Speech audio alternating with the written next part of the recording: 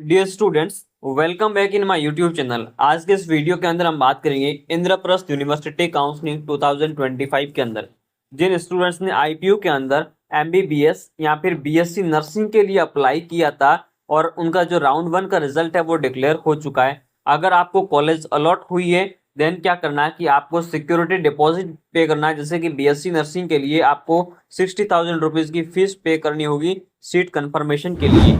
उसके बाद आपके पास दो ऑप्शन आएंगे, विलिंगनेस का ऑप्शन आएगा, एक ऑप्शन आएगा फ्रीज का, एक आएगा फ्लोट का। फ्रीज का जो मतलब होता है कि अगर आपको कोई कॉलेज अलॉट हुई है और आगे आप दूसरे राउंड में पार्टिसिपेट नहीं करना चाहते हैं, जो कॉलेज आपको मिली आप उसमें इंटरेस्टेड हैं और आप उसमें एडमिशन ले रहे हैं, तो आपको जो है फ्रीज का ऑप्शन चूज करना है। इस केस के अंदर आपको डॉक्यूमेंट भी सबमिट करने होंगे एंड उसी के साथ आपको जो फीस है वो भी आपको पे करनी होगी एंड आपको एडमिशन लेना होगा एंड आप जो काउंसलिंग है काउंसलिंग से आप बाहर हो जाओगे। नेक्स्ट आगे के राउंड में आप पार्टिसिपेट नहीं कर पाओगे। नेक्स्ट दूसरा ऑप्शन आपके पास आता है फ्लॉट। फ्लॉट का मतलब होता है सिंपली अपग्रेडेशन। ठीक है, अगर आपको कोई कॉलेज मिली है और आप उसमें एडमिशन नहीं लेना चाहते हैं, आप हायर चॉइस के लिए फर्दर नेक्स्ट राउंड में पार्टिसिपेट करना चाहते हो, तो उस कंडीशन में आपको फ्लॉट का ऑप्शन चूज करना है। फ्लॉट का ऑप्शन चूज करोगे तब भी आपको 60,000 रुपीज अपग्रेडेशन पे भी आपको पे करने होंगे। ये पे करने के बाद फ्लॉट चूज करने के बाद आपको क्या करना होगा, जो कॉलेज आपको अलॉट हुई है उसके अंदर आपको विजिट करना होगा। उसके अंदर जाके आपको अपना जो भी डॉक्यूमेंट्स है वो आपको वेरीफाई करवाने होंगे। डॉक्यूमेंट्स वेरीफाई करवाने के बाद वहां पर आपको बताना होगा कि मैं आगे के राउंड में पार्टिसिपेट करने के लिए फ्लॉट चूज कर रहा हूँ, अपग्रेडेशन ले रहा हूँ। देन उसके बाद आपको क्या करना है, राउंड टू के अंदर पार्टिसिपेट करना है। अगर राउंड टू के अंदर जो है आपको कोई कॉलेज न्यू अलॉट हो जाती है, कॉलेज आपको अलॉट हो जाती है, तो उस कंडीशन में आपको प्रीवियस कॉलेज के पास जाना है, वहां से डॉक्यूमेंट्स विड्रॉ करना है एंड विड्रॉ करके वापस आना है एंड न्यू कॉलेज में जाना है एंड वहां पे सबमिट करवा देना है।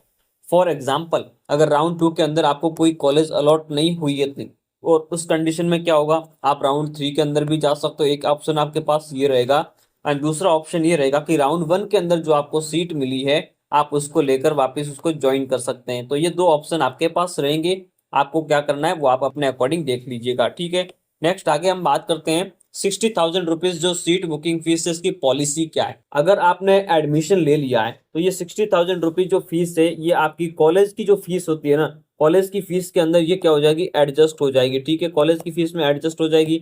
अगर कॉलेज की फीस में एडजस्ट नहीं होती है तो इसमें क्या होगा, माइनस हो जाएंगे 1,000 रुपए और आपको जो है 59,000 रुपीज जो है आपको रिफंड कर दिए जाएंगे आईपीयू के थ्रू आपके बैंक अकाउंट के अंदर। जो बैंक अकाउंट आप आईपीयू का फॉर्म फिल करते टाइम सबमिट करोगे, बैंक डिटेल सबमिट करोगे, उसी के अंदर ये अमाउंट रिफंड होगा। अदरवाइज कॉलेज की जो फीस है उसमें यह एडजस्ट हो जाता है। अगर एडजस्ट नहीं होता उस कंडीशन में आपको यह रिफंड कर दिया जाएगा।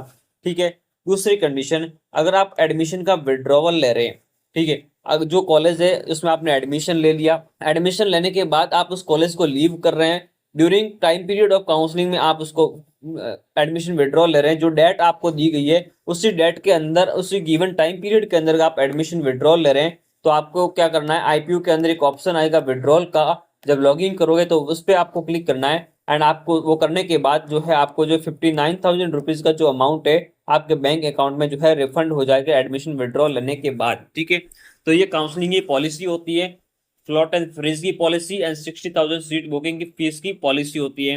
नेक्स्ट आगे हम बात करते हैं एमसीसी एंड आईपीयू काउंसलिंग के बारे में बात करते हैं। एमसीसी के अंदर टोटल 9 कॉलेज आते हैं एंड आईपीयू के अंदर टोटल 6 कॉलेज आते हैं। इन 6 में से जो है 3 आपकी गवर्नमेंट होती है एंड 3 आपकी प्राइवेट होती है। ठीक है, वहीं एमसीसी की सारी जो है गवर्नमेंट होती है एंड एमसीसी की काउंसलिंग में क्या होता है कि जो लो है कॉलेज है वो लो फीस की है, वही आईपीयू की जो फीस होती है वो आपकी क्या होती है, हाई फीस होती है। ठीक है, तो इसके लिए आपको जो है, जिन स्टूडेंट्स की फाइनेंशियल कंडीशन ठीक नहीं होती है और अच्छे मार्क्स होते हैं, तो उनको जो है एमसीसी काउंसलिंग को है प्रेफर करना चाहिए, इसको आपको प्रेफर करना चाहिए। ठीक है, तो किस तरीके से काउंसलिंग करनी चाहिए, फॉर एग्जाम्पल मान लीजिए आपको आईपीयू के राउंड वन में जो है कॉलेज अलॉट हो चुकी है। ठीक है, यहाँ पर आपको राउंड वन में कोई कॉलेज जो है वो अलॉट नहीं हुई है और आप एमसीसी के अंदर ही काउंसलिंग लेना चाहते हो, तो उस कंडीशन में क्या करना, आपको यहाँ पे चूज करना होगा फ्लोट।